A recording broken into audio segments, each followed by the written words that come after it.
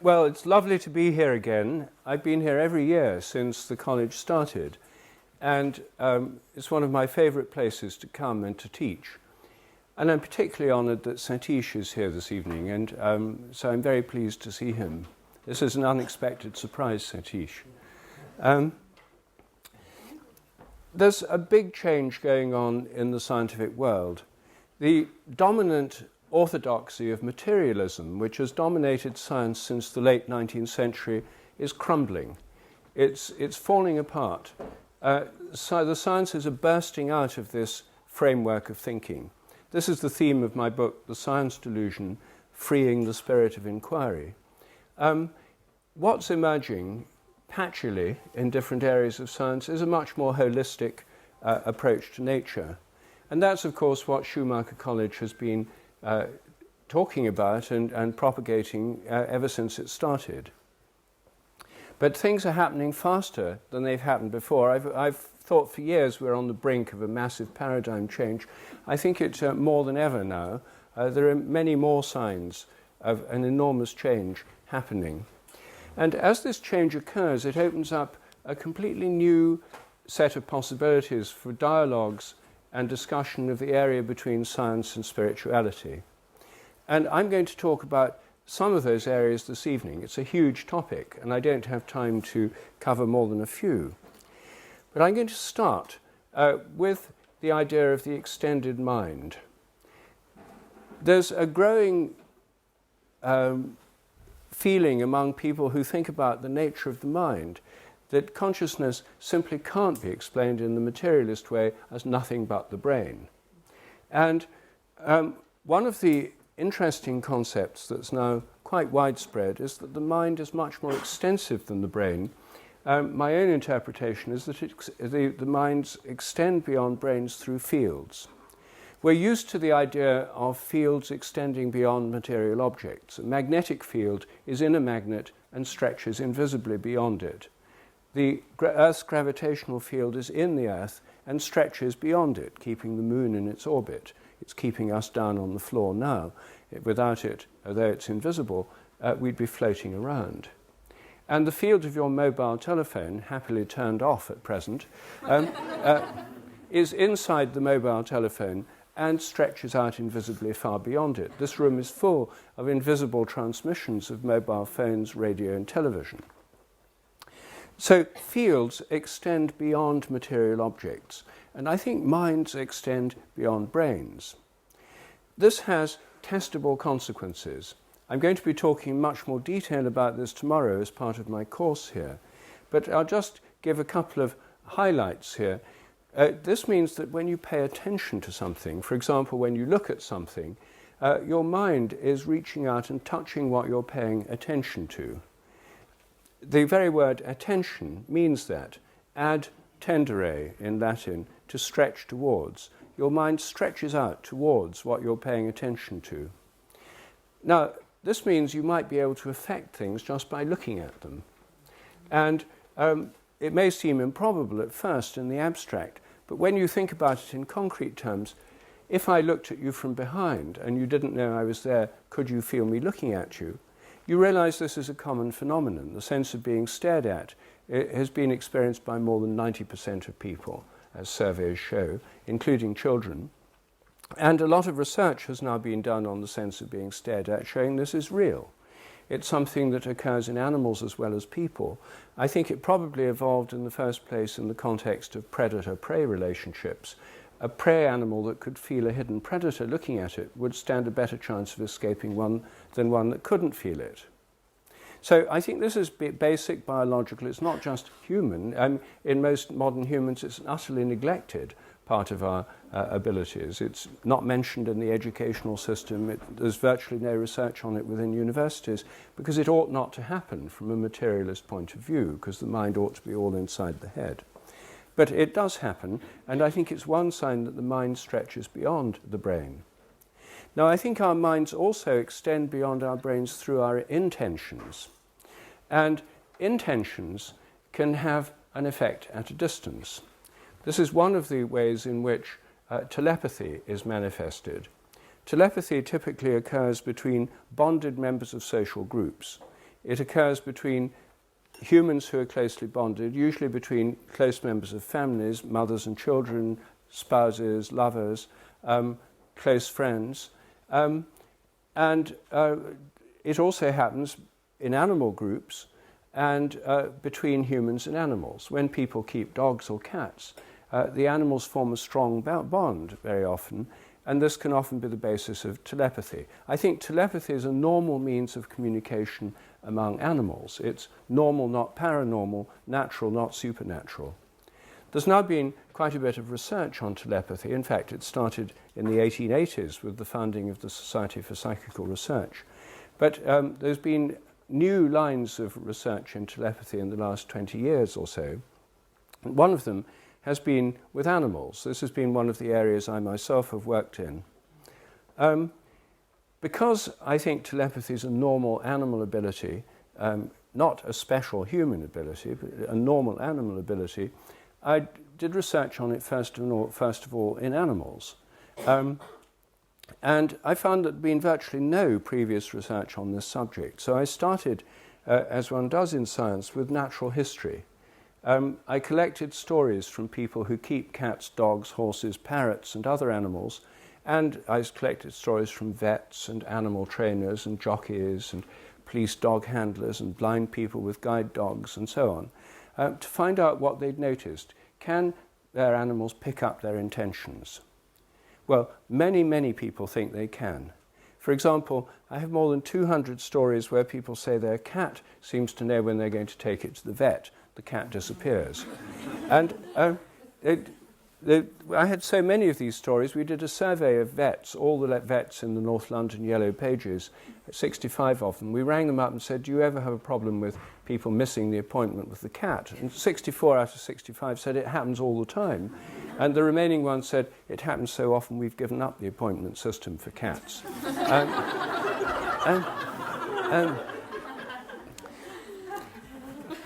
We've done random household surveys about pets picking up people's intentions, and one of the commonest ways they pick up people's intentions is when people are planning to go away.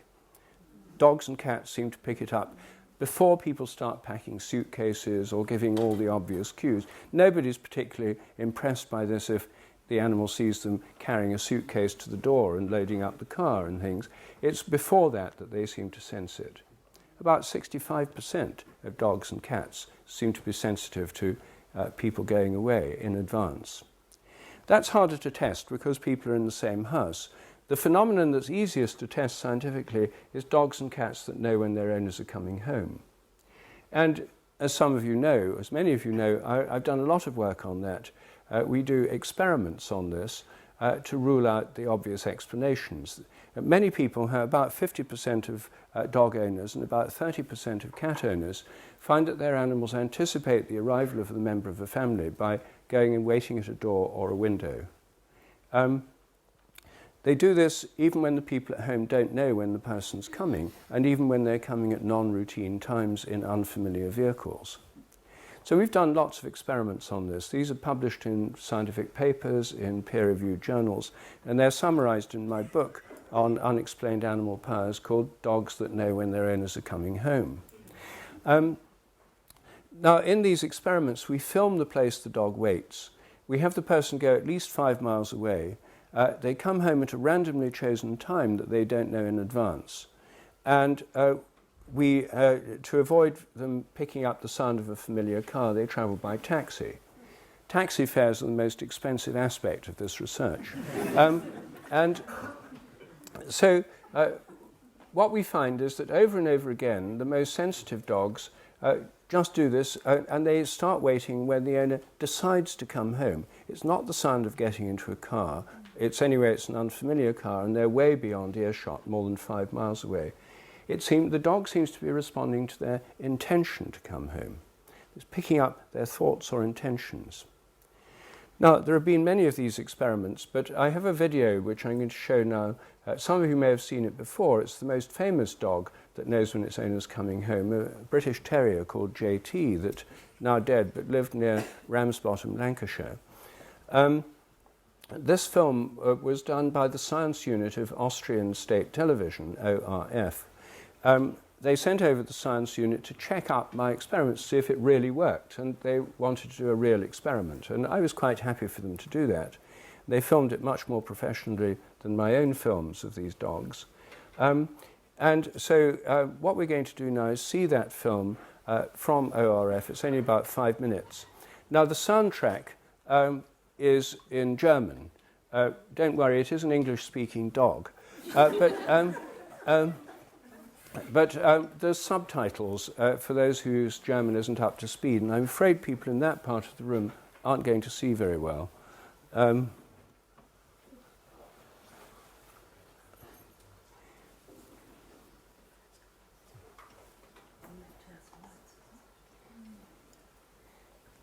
Can you see at all from the back over there? I mean, you may, if you move to the corner, you might see better.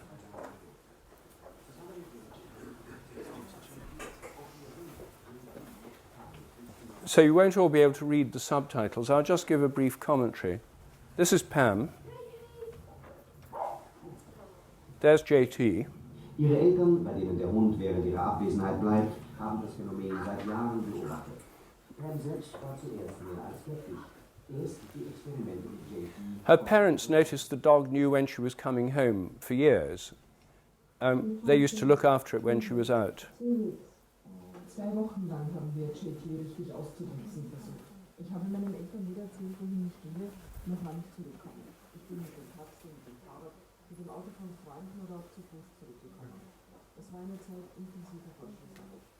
Jeden Tag in der Früh habe ich mit Rupert Sheldrake telefoniert und wir haben vereinbart, welches Experiment wir heute durchführen. Wir wollen es jetzt genau wissen und machen die Beobachtung Exempel. Ein Experiment nicht zeitlich. So they're setting up an experiment with 2 cameras. They're going to synchronize them. One camera will film JT at home and the other will follow Pam.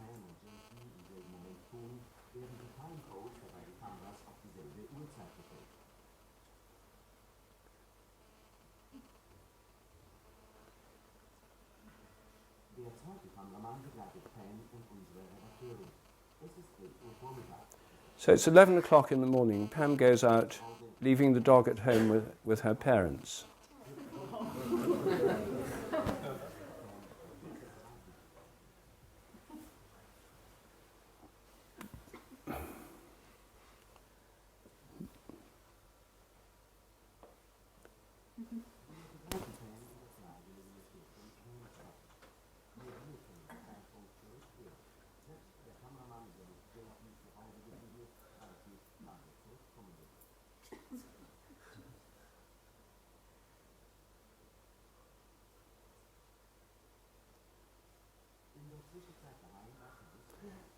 Meanwhile,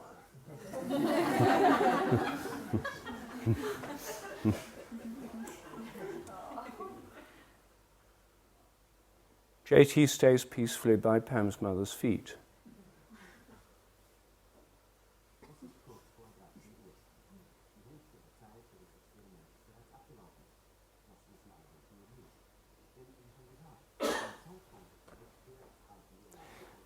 So Pam doesn't know when they're going to go home. Her parents and the cameraman in her home don't know when she's going. They're going at a randomly chosen time.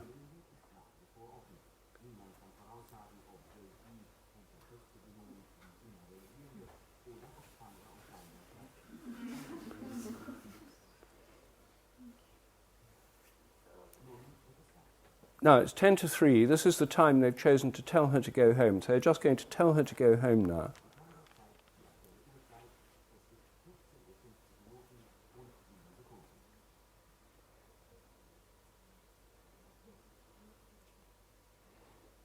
And now you'll see in split screen JT at exactly the same time.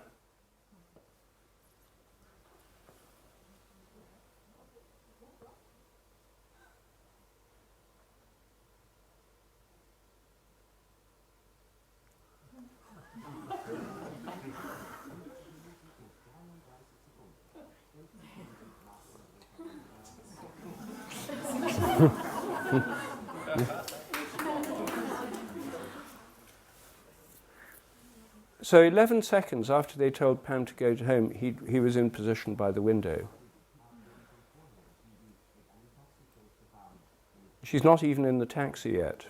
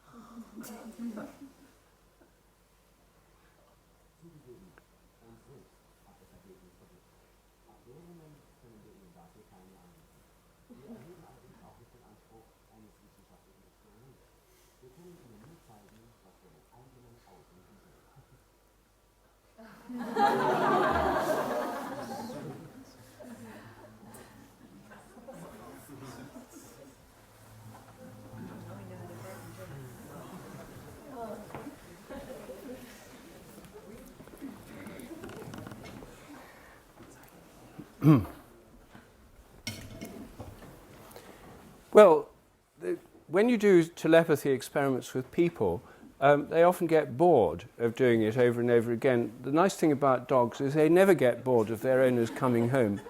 So you can repeat this kind of experiment. And I've done this many times with JT and with other dogs as well.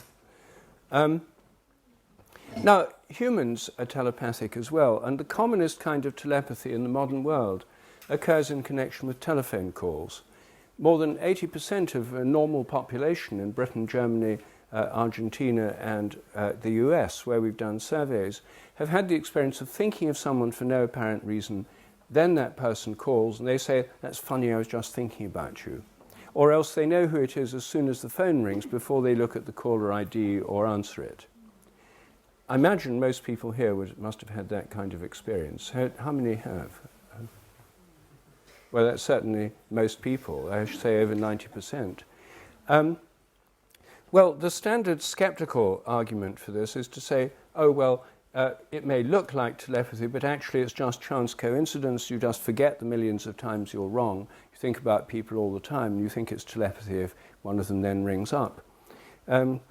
So that's plausible hypothesis, but in science you need not just a hypothesis, you need evidence. And skeptics have been saying that for 100 years without any evidence at all. It was an evidence-free hypothesis.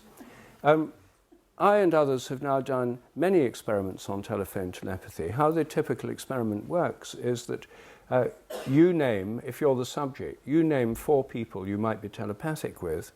You give us their phone numbers. You sit at home with a landline phone being filmed on video.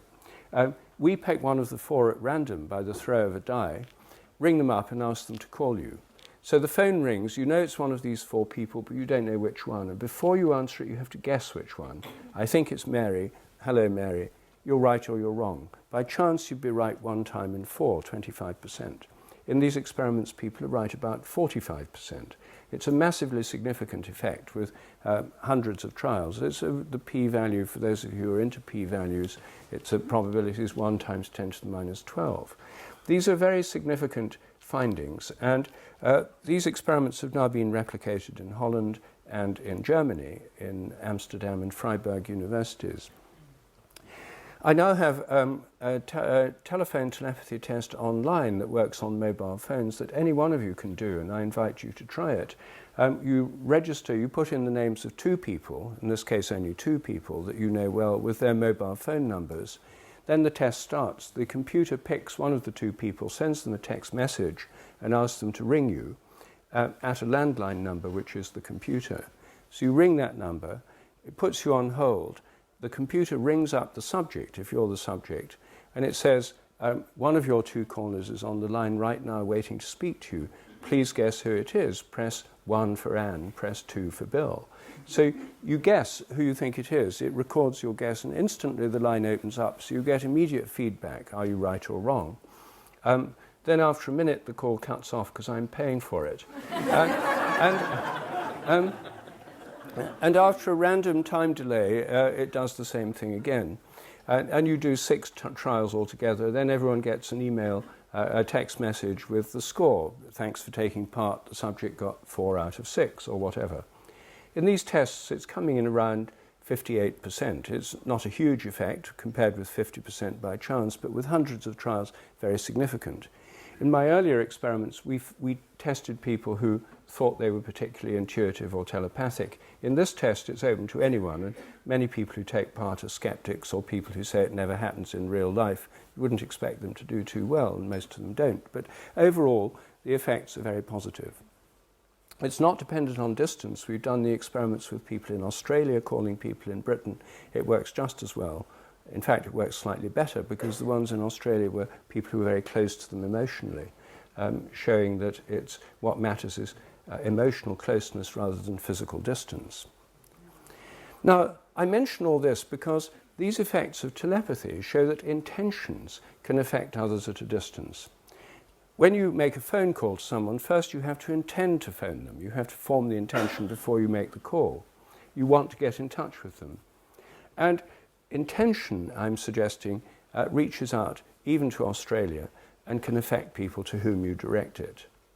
Now, the reason that's relevant in a spiritual context is that when you're praying for somebody, intercessory prayer, you form an intention for that person. People often say the intention of these prayers is. It's an intention. You're praying for somebody, you want them to get better or you want them to be helped in some way.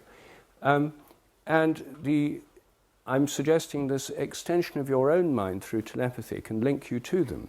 I don't think prayer is just a matter of your own mind. Positive thinking is, but I think prayer is more than that.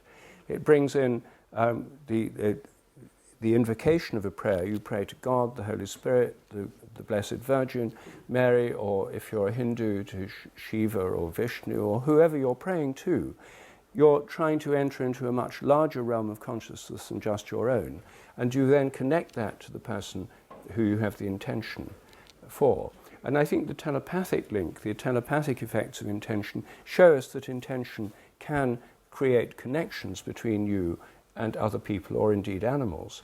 The dog is going waiting at the door because it's picking up its owner's intention. People who feel someone's about to ring are picking up their intention. So intention can have an effect at a distance. And many traditional spiritual practices, particularly with intercessory prayer, take for granted this intentional connection. And I think this research suggests that may well be real. So there's one connection. Now, I want to talk about different areas, and the next one is completely different. And this is to do with sacred places. All spiritual and religious traditions have the idea of sacred places. Temples, holy rocks, megaliths, like those great standing stones that we have many of from the Neolithic period here in Britain. There are many kinds of sacred structure. Sometimes it's sacred trees or sacred groves. But all religions have the idea that certain places are particularly sacred. And one of the features of many sacred places is that they're supposed to be a bridge between heaven and earth. They connect the earth to the sky. They're a kind of gateway. In the Old Testament, there's the story of Jacob going to sleep at Bethel and dreaming of the ladder connecting heaven and earth with angels ascending and descending, connecting the heavens and the earth. And then the Old Testament account says he raises up a stone to commemorate this place. Well, did he raise a standing stone or did he sleep by a pre-existing standing stone? We can't know. But the principle is the same. This standing stone is one of the earliest forms of a gateway between heaven and earth. In Egypt, standing stones took on a particularly refined appearance in the form of obelisks, which are basically beautifully shaped standing stones, often monolithic. They're made of a single stone, and they often have a gold cap. Then, in the Christian tradition, many sacred places have towers or spires. In Islam, you have minarets, many traditions have these buildings that actually do reach up into the heavens and connect them with the earth. Now, I think this is more than symbolic. And my point here, the scientific point here, is that we know more than we've ever known before about the activity of the sun. And one of the things that's particularly interesting is that the sun has a solar wind, which I don't. Oh.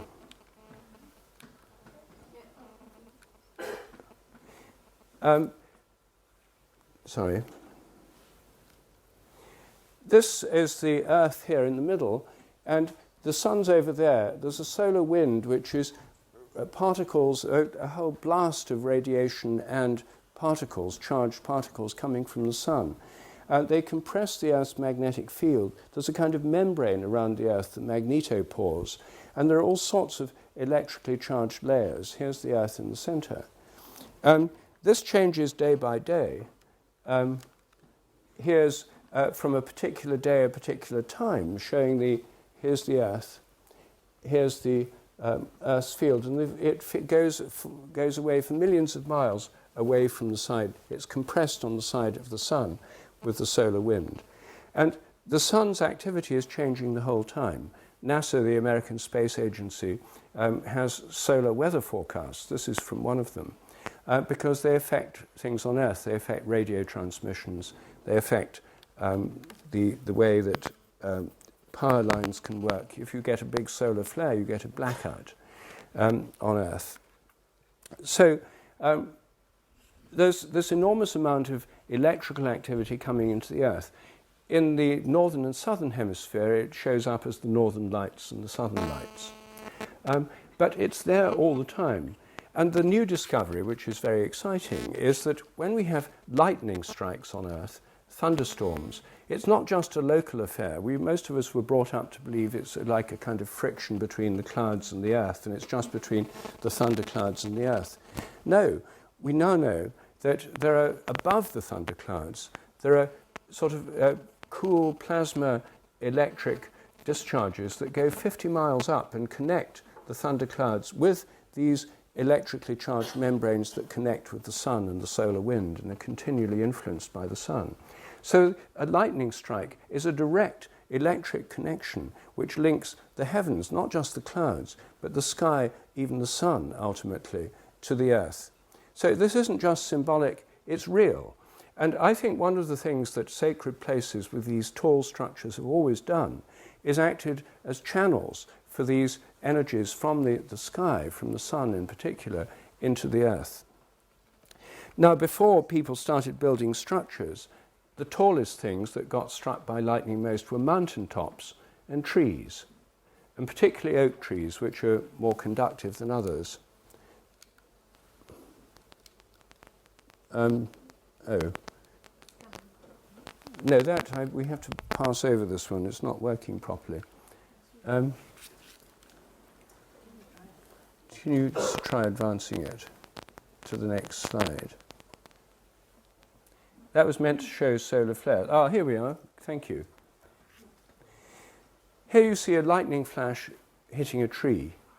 And this is one reason that oaks were sacred to the Druids. They were particularly prone to be struck by lightning. And where lightning has struck, it gives a special quality to that place, which has always been regarded as a sacred place. Now, when people created obelisks, they too acted as conduits for lightning. This is not an Egyptian obelisk, it's the Washington Monument in Egypt, in Washington Memorial in Washington, D.C., where the people who built Washington, D.C. were Masons, in Masonic orders, and particularly influenced by Egypt. And they built this giant obelisk in the center of the capital of the United States. And sure enough, like an obelisk should, it acts as a focus for lightning. You see how the lightning bends towards it. These things attract lightning. They attract it, the bigger they are, the taller they are, the larger is the area that they attract the lightning from and funnel it in to that place. This is the parish church of St. Mary Magdalene in Newark, Nottinghamshire, which is my hometown. And I show it simply to show that here is this great building. It was completed, the spire, in 1380, just as the Black Death was striking England.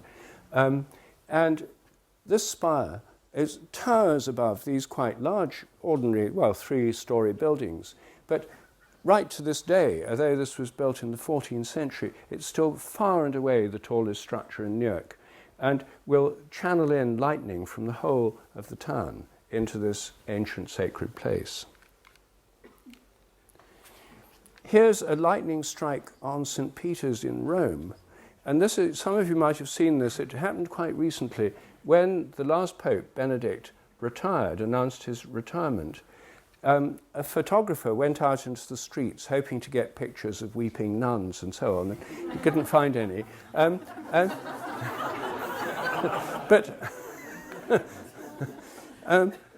But instead was able to witness this remarkable lightning strike on St. Peter's, which just preceded the election of our present Pope, Francis. And there you see, it's a very striking and remarkable picture.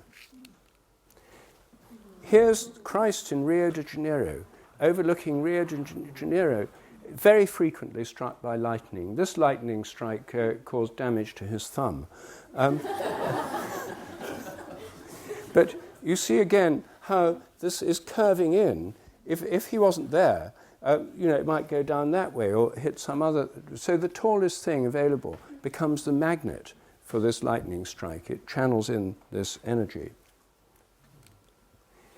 This is the Eiffel Tower. As soon as people got technological abilities to build bigger and bigger towers, then they suck in this energy too. And so this is a great 19th century engineering marvel. And obviously, it's going to be one of the primary attractors of lightning in Paris. And this is the Barge Tower. It's not because it's dark. You can't see it. It's the tallest building in the world. It's in Dubai. And these big business skyscrapers are now the primary things that suck in the lightning and become the principal attractors of it. So in very modern cities, it's often these big business buildings that are the ones that are getting the energy. But in most places, thank goodness, that's not so. And here in Dartington, the place that attracts the energy around here is the right place to attract it, namely Dartington Parish Church, and no doubt the old tower near the hall. But some of us went on a micro-pilgrimage to the parish church this afternoon.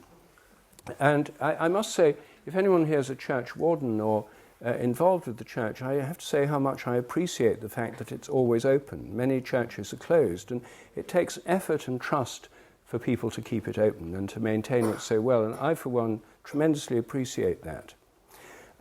Anyway, sure enough, on the tower of Dartington Parish Church, there are little metal spikes on the top of every pinnacle, and there's a lightning conductor running down into the ground. Now, all churches with towers and spires will have these lightning strikes. And one of the things I'm interested in is how often lightning strikes. I mean, it's rather an interesting thing if one takes literally, and it is literal, this connection of energy from heaven to earth, from the sky into the earth.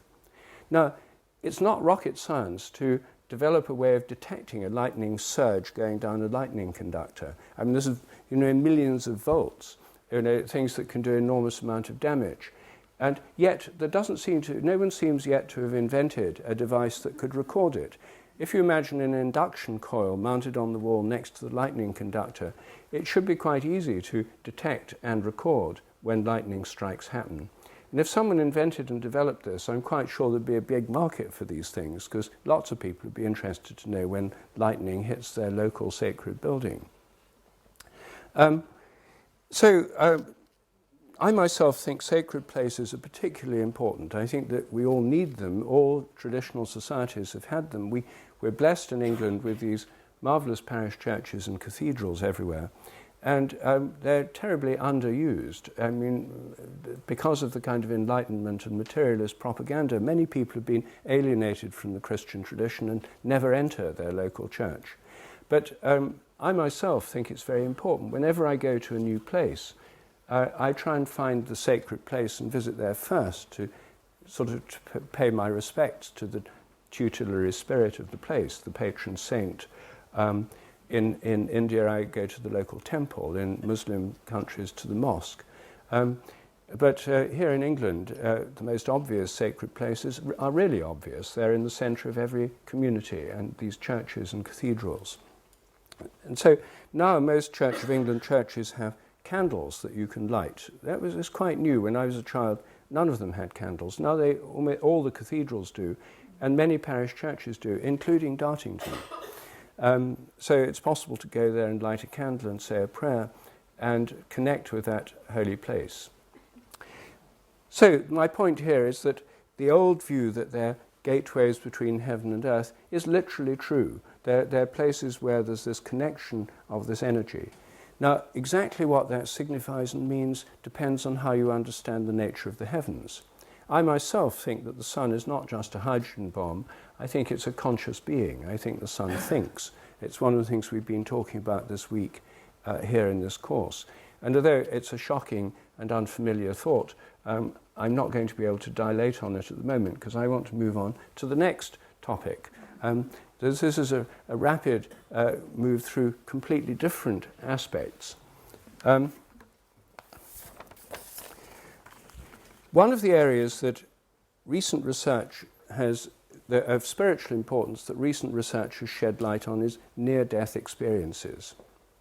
Now, it's been known for thousands of years that some people, when they almost die and come back, have an experience of going out of their body, travelling through a tunnel, seeing light, and then coming back into the body. They're usually deeply transformative. Plato describes one of these in one of his works. The Venerable Bede, in his History of England, in the Dark Ages, describes a near-death experience. They've been known for a long, long time. Nothing new about the experiences. What is new is that more people have them now, and they've been studied in much more detail. Far more people are now resuscitated who in the past would have died. Because of cardiac resuscitation units and defibrillators and so on, many people, millions of people, have now had near-death experiences. Now, the near-death experience for anyone who's had one, or for most people who've had one, is life-changing. Interviews with people who've had these, studies on these by psychologists and others, have shown that for most people it leads to, they cease to fear death, their life acquires a whole new meaning, they have a sense of that they're not just limited to their physical body, and so on. Many of you have read books on this, and there have been several bestsellers recently, Aben Alexander being the best known, an American neurosurgeon who had a near-death experience, and his book's called, I think it's called Visions of Heaven, or A Vision of Heaven. These experiences are extraordinarily moving. Now, the atheists and the skeptics, of course, can't bear this idea that there's something really significant in this, so they've all along they've said, oh, well, these are just hallucinations of a dying brain caused by anoxia and the hyperactivity of dying brains. And there's nothing to it except that. However, more detailed studies have shown it's not too simple an explanation. The Dutch cardiologist Pim van Lommel has done a study where in heart operations they actually cool people down and they stop their heart so they can operate on the heart. And you can't do it for long, obviously, because the person will die, but this is a standard procedure. And when they're doing it, they monitor brainwave activity because you have to check what's happening in the brain. Now, in these operations, Van Lommel interviewed people after these operations, which are standard kinds of operations nowadays, and found that many of them had had near-death experiences.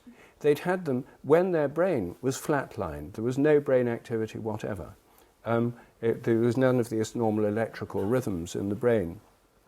Moreover, some of them could describe scenes that happened while they were under anaesthetic in the operation. They described things that had happened in the operating theatre they couldn't have known. But they said they saw them. They floated out of their body and actually saw these things that had really happened.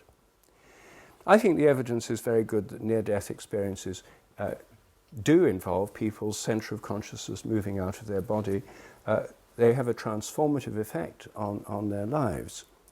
Another scientific aspect of this is that some drugs can produce something very like a near-death experience, particularly the drug DMT, dimethyltryptamine, which has it's the most powerful of all psychedelics. It produces an extremely intense trip. People who take it find themselves going out of their body through a kind of porthole into a realm of light and vision. and then returning back to their body, feeling their life's been completely changed. The whole thing takes about 5 minutes. And for many people, it's one of the most significant moments in their lives. I'm not here advocating the use of psychedelics, of course, but I can just say it does shed another light on the near-death experience, because here's a way in which they can actually be produced almost at will. But the thought I want to leave you with here is that producing them almost at will may have been going on for a very long time. What if you have a rite of passage or initiation where somebody is almost killed and then they come back to life so that they've had a near-death experience almost on demand? I think this is at the very heart of the Christian tradition. John the Baptist, in my belief, was a drowner. John the Baptist had people queuing up on the banks of the River Jordan. He held them under, and then he brought them up again, and they said they'd died, they'd come to life again, their life had been completely changed, they'd been born again. And this is what they said, and they were queuing up on the banks. Now, in those days, they didn't have litigation and health and safety and stuff, and he might have lost a few, but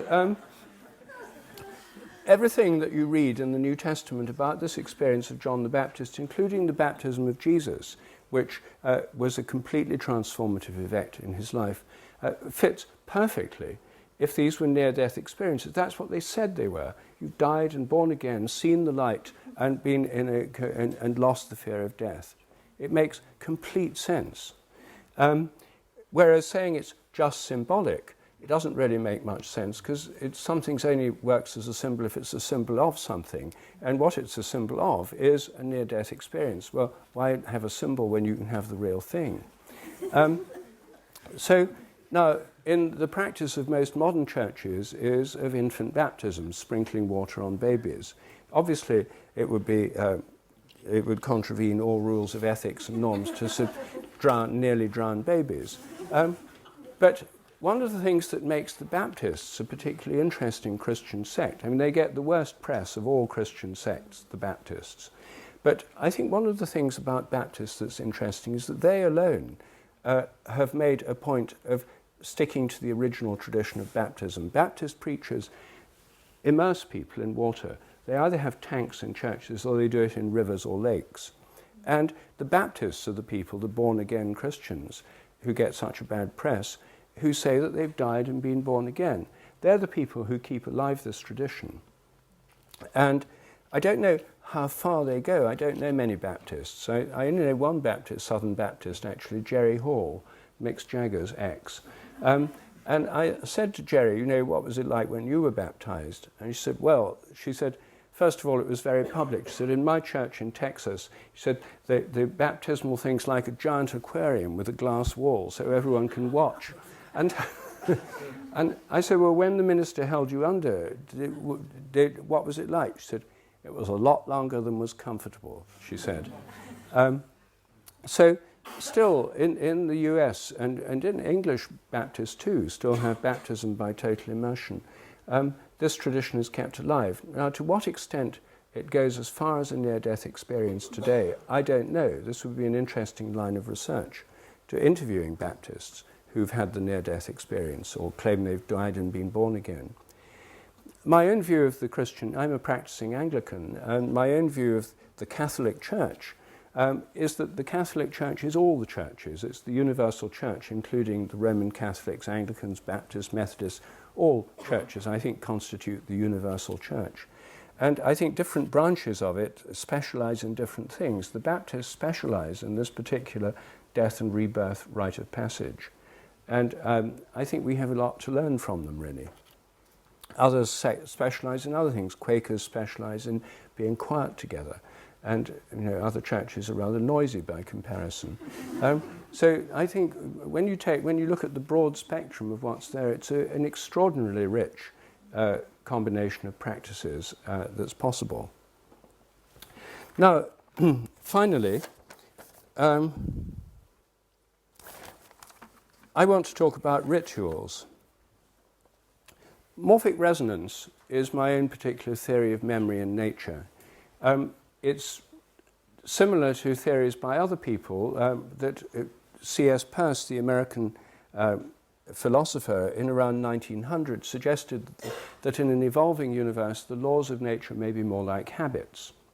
The physicist Lee Smolin, in his recent book Time Reborn, argues much the same, that the laws of nature are like habits. Now this is one of the points I make too.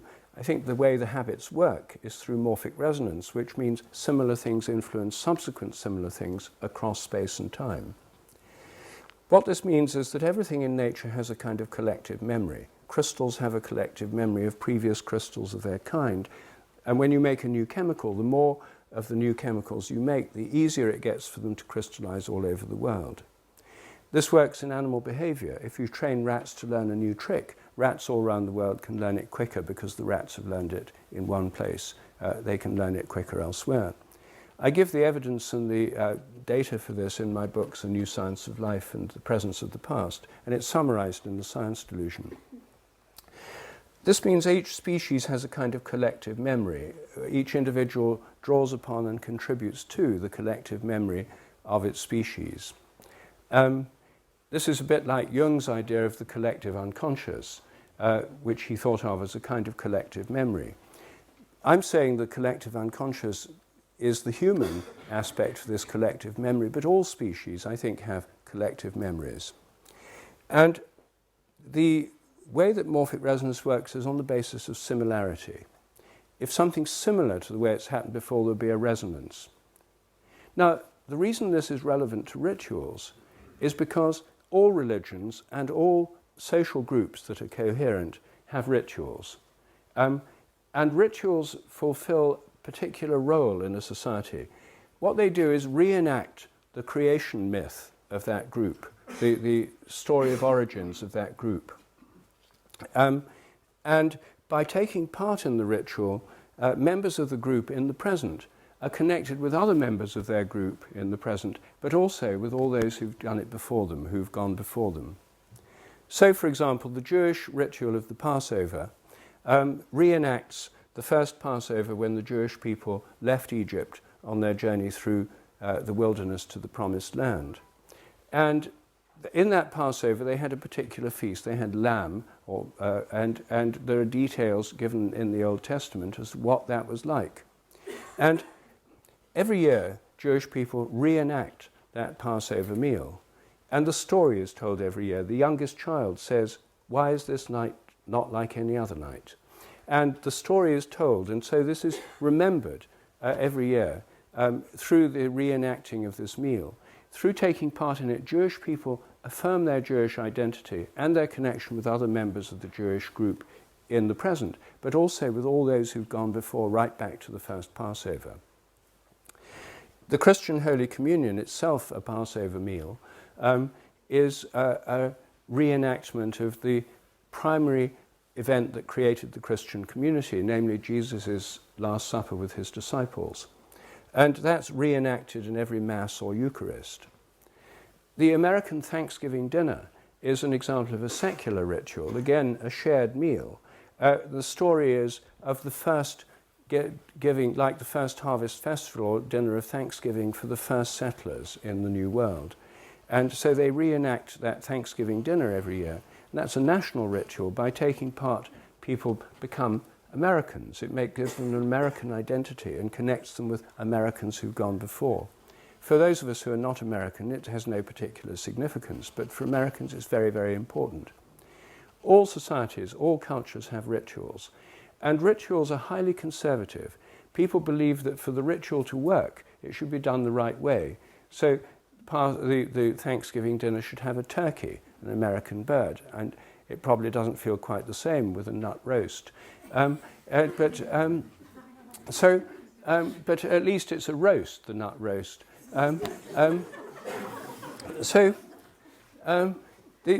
They have to be done the same way, and the languages of rituals are highly conservative.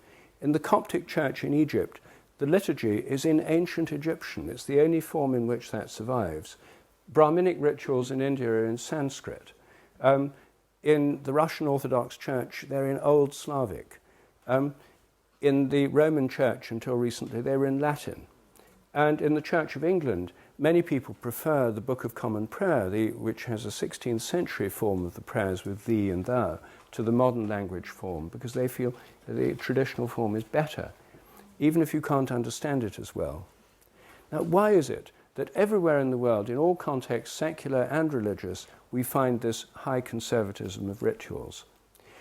I think it's because by doing things in such a similar way as they've been done before, with the right food, the right smells, the right words, the right phrases, you set up the perfect conditions for morphic resonance. The present participants will resonate by morphic resonance with those who've done the ritual before.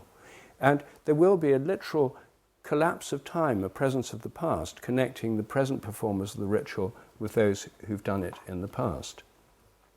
This is something in all societies taken for granted, except for modern Western secular society, that the community doesn't just consist of living people, it includes the ancestors, the dead, those who've gone before. In Africa, this is completely taken for granted by almost everybody. In China, traditional Chinese homes have ancestor shrines. I mean, in England, as far as it goes for most people, is pictures of grandparents on the mantelpiece, but still it's the same idea. That you remain connected with those who've gone before. And in religious contexts, in Buddhism, the people who, as a form of, in Tibetan Buddhism, a practice called Guru Puja, where people invoke the Guru and the whole lineage of Gurus who've gone before. They connect with them. In Christianity, those who take part in Holy Communion are taking part not just with those today, but with the communion of saints, which it says in the prayer book is the blessed company of all faithful people, alive and dead. They're all part of that community.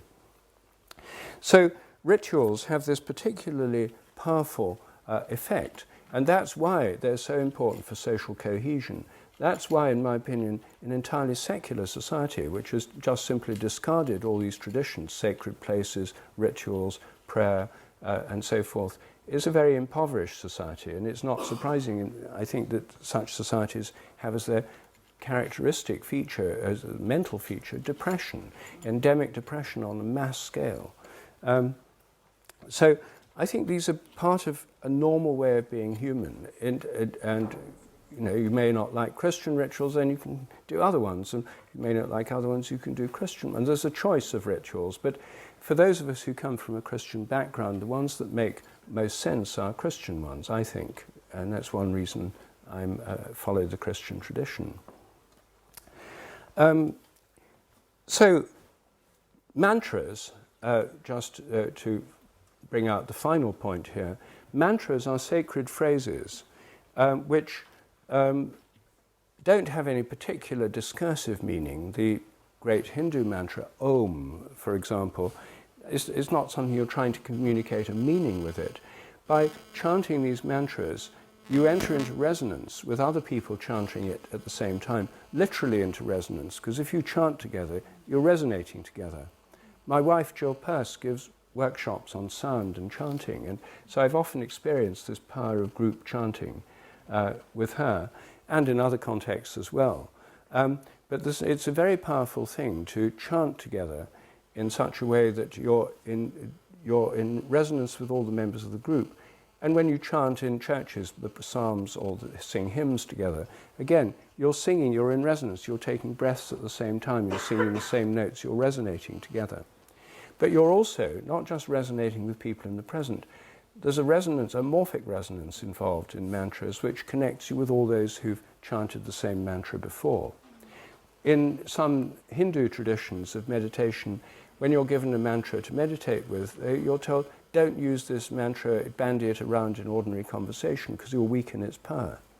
And it's easy to see why that could be so, because when you chant the mantra, if you chant it, if people have only chanted it when they're meditating, you'll tune into yourself and to other people who've been in a meditative state. But if people have just treated it as a joke in a dinner party conversation or something, you'll tune into that as well, and it will weaken its power. That's why all religions have prohibitions against blasphemy, which is the wrong use of sacred words.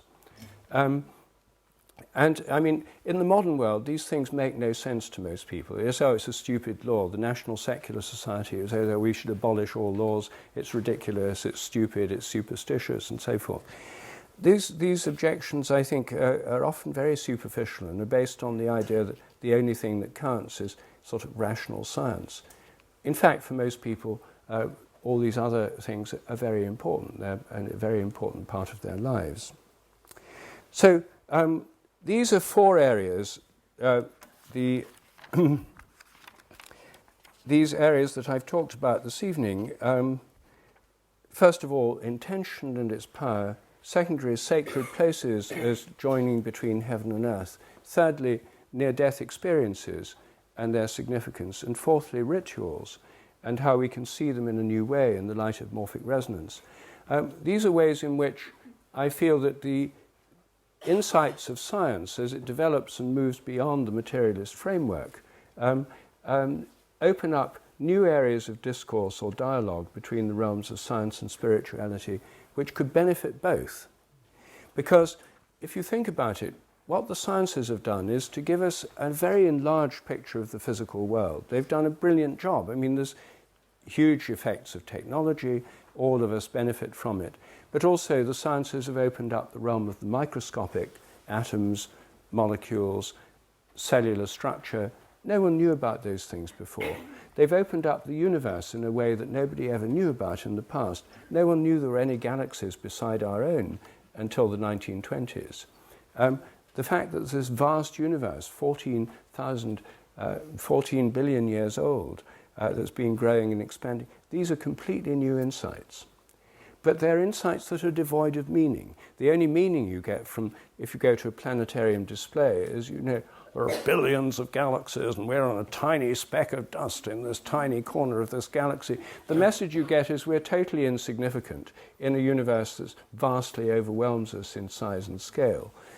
And the message you get from regular science is we're here just by chance, the universe has no purpose or direction, our minds are nothing but our brains, and evolution's driven by random mutations and the blind forces of natural selection. Pretty depressing view of the world. Now, as I show in the science delusion, I don't think it's true. I don't think we have to believe it. I think it's based on assumptions that science has superseded. But to recover a sense of what this great cosmos is about, why there are all these billions of galaxies, what they might mean, is something that traditional religions can't tell us because they didn't know about them. The galaxies, they were completely unknown to ancient Christians, Jews, Buddhists, Hindus, and everybody, and shamans even. We have this new vision, but it's a vision that's had the meaning drained out of it. So I think the joint task of the sciences and the religious imagination, the poetic imagination, which is so much part of the religious mind, is to rediscover and reimagine this vast cosmos that we're in, because the science isn't going to do it for us. It's going to give us the facts, but that's all. And to have meaning, connection, purpose, we're going to need the religious imagination, or at least the poetic imagination.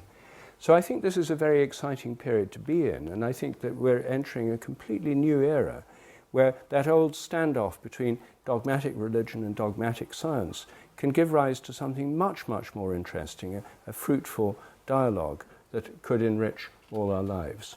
Thank you.